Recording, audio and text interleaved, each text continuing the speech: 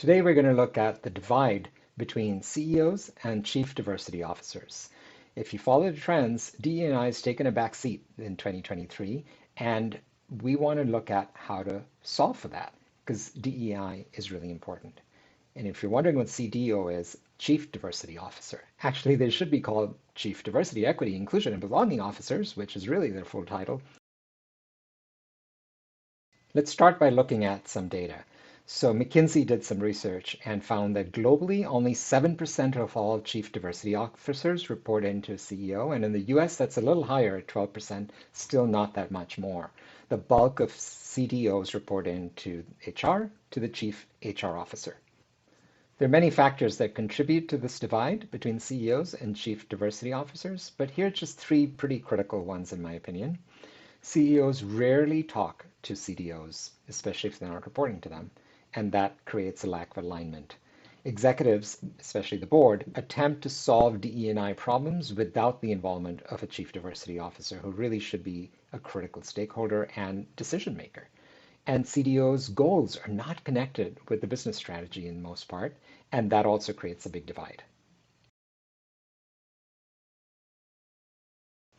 So if we look at, remember, the whole purpose of bridging divides is to look at different perspectives. So let's take a look at some of the possible challenges the CEO faces in really stepping forth in being proactive.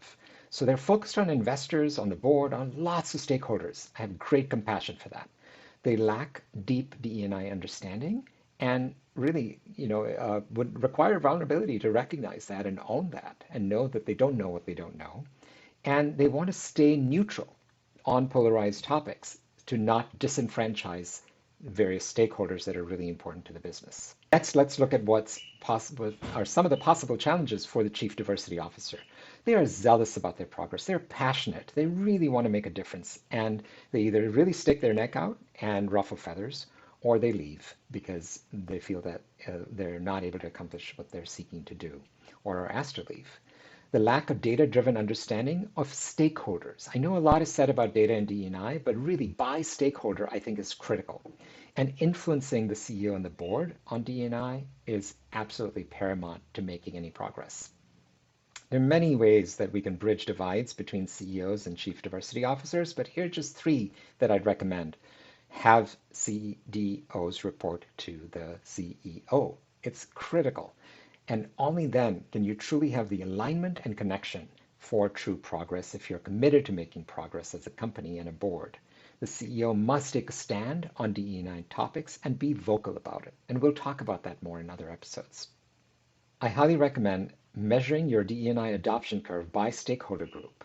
See who raises their hand to dive in and be part of the change. We see this a lot with our clients where there are grassroots movements that show up. And we want to make sure this happens at all levels, from the C-suite all the way through the organization.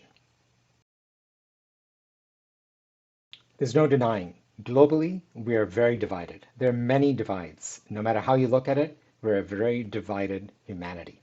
And I want to do something about it. I'm Bakshi, and my focus is on the corporate space, especially with CEOs and leaders who can make a difference. So join me in Bridging Divides.